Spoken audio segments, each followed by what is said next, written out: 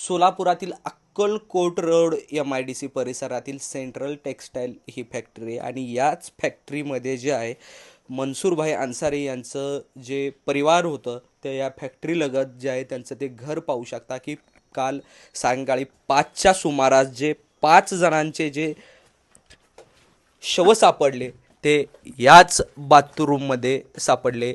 या बाथरूममधली परिस्थिती जर त्यावेळची सांगायची झाली तर त्यावेळी जे आहे 1 वर्षाचा चिमुकला त्याच्या आईच्या कुशीत त्याचा स्वतःचा जीव सोडला होता. हे भयानक दृश्य सर्वात प्रथम आम्ही NDTV मराठीच्या मार्फत सर्व प्रेक्षकांना दाखवतोय. हेच ते घर आहे. याच ठिकाणी जे आहे ते कुटुंबीय राहत होते आणि याच ठिकाणी जे आहे तर या आत्ता दाखवलेल्या बाथरूममध्ये जे आहे त्या 5 जणांनी त्यांचा जो आहे तो प्राण सोडलेला आहे. सर्वात पहिल्यांदा NDTV मराठीच्या मार्फत देशभरातील सर्व प्रेक्षकांना हे दृश्य दाखवत होतो की अग्निशामक दलाचे जे जवान आहेत, जे कारखान्यातील कर्मचारी आहेत, या ठिकाणची भिंत फोडून जे आहेत ते आत त्यांनी 4-5च्या सुमारास जो आहे तो प्रवेश केला आणि जे कारखान्याचे मालक होते, ज्या कारखान्यांचा मालकांचं कुटुंब या ठिकाणी राहत होतं त्यांचं रेस्क्यू केलं. दादा, काल तुम्ही इथं उपस्थित होतात का ज्यावेळेस ही भिंत वगैरे फोडली त्यावेळेस? आम्ही पहाटे 4 वाजल्यापासून येत होतो, 4:30 वाजल्यापासून. आम्हाला जे कळालं ह्यांना बाहेर काढायचं मार्ग, आम्ही 6 वाजता अग्निशामक दलाला कळवलो. आमच्याबरोबर चला, त्यांना बाहेर काढण्यासाठी तुम्हाला रस्ता दाखवतो, मी पूर्ण तुम्हाला माहिती देतो, मला इथून पूर्ण माहिती आहे. ते त्यांनी माझं ऐकलेलं नाहीत. मला 5 मिनिट वेळ द्या, माझ्या जिम्मेदारीने मी वर जाऊन येतो, तरी पण मला जाऊ दिले नाहीत. त्याच्यामुळे मग मला एक सांगा की काल अग्निशामकच्या जवानांना किंवा जे संबंधित पोलीस अधिकाऱ्यांना तुम्ही सांगितलं, कारण तुम्ही इथले इलेक्ट्रिशियन आहेत, तुम्हाला इथला जो आहे तो संपूर्ण इत्थंभूत माहिती आहे या इमारतीची, तुम्ही त्यांना कल्पना दिली होती का? आणि ज्यावेळेस ही जी भिंत फोडून अग्निशामक दलाचे जे जवान आले, भिंत फोडण्याच्या अगोदर बाहेरने एक शिडी लावा म्हणून सांगितलं मोठी, तिकडे आग नाहीये, इकडे पण आग नाहीये. त्याच्यावरनं गेल्यानंतर त्यांची बेडरूम दिसतं पूर्ण. ते बेडरूम दिसल्यानंतर त्यांनी कुठं आहेत काय ते हे पूर्ण दिसतंय. मी सांगतो, एक खिडकी आहे, ते खिडकी आहे ना सिमेंट चौकटीचं आहे, ते खिडकी तोडलं की आतमध्ये जाता येत आहे. त्यांना सांगितलं, नाही ऐकलं, कडेपर्यंत नाही ऐकलं. मला कळतं का तुला कळतं म्हणतच माझ्याबरोबर वादविवाद काढले फायर ब्रिगेडवाले.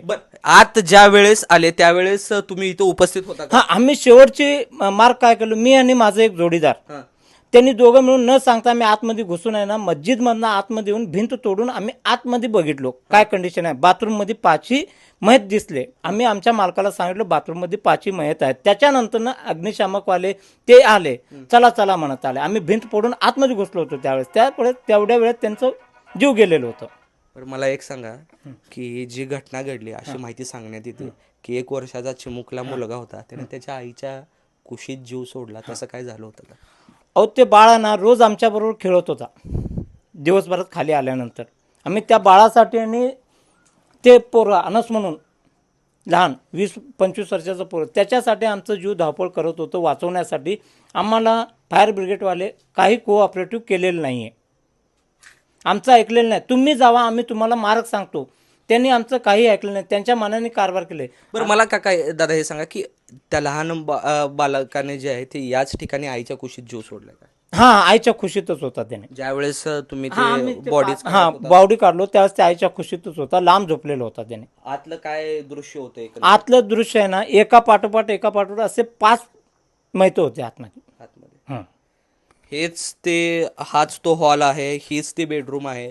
NDTV मराठीच्या प्रेक्षकांसाठी आम्ही सर्वात आधी या ठिकाणी पोहोचलो आणि हेच ते बाथरूम आहे, ज्या बाथरूममध्ये जे आहे ते 5 जणांचं कुटुंब जे आहे, 5 जणांचं जे कुटुंब आहे ते स्वतःचा जीव वाचवण्यासाठी एका सुरक्षित जागा म्हणून त्यांनी या बाथरूमचा पर्याय घेतला आणि याच ठिकाणी जे आहे 5 जणांतल्या एका कुटुंबातल्या लहानशा 1 वर्षाच्या चिमुकल्याने त्याच्या आईच्या कुशीत जो आहे तो जीव सोडला. तब्बल ही आग झाल्यानंतर 37 तासानंतर देखील तुम्ही पाहू शकता की या ठिकाणीचं जे भिंती आहेत त्या आणखीनही गरम आहेत. ज्या उष्णतेच्या झळा आहेत त्या तुम्ही माझ्या चेहऱ्यावरती, माझ्या शरीरावरती पाहू शकता की त्यावेळी परिस्थिती काय असेल. ही घटना नक्कीच दुःखद आणि दुर्दैवी म्हणावं लागेल. या घटनेचं जे आहे ते महामहिम राष्ट्रपती असतील, पंतप्रधान असतील, मुख्यमंत्री असतील, या सर्वांनी या घटनेचा शोक व्यक्त केला आहे.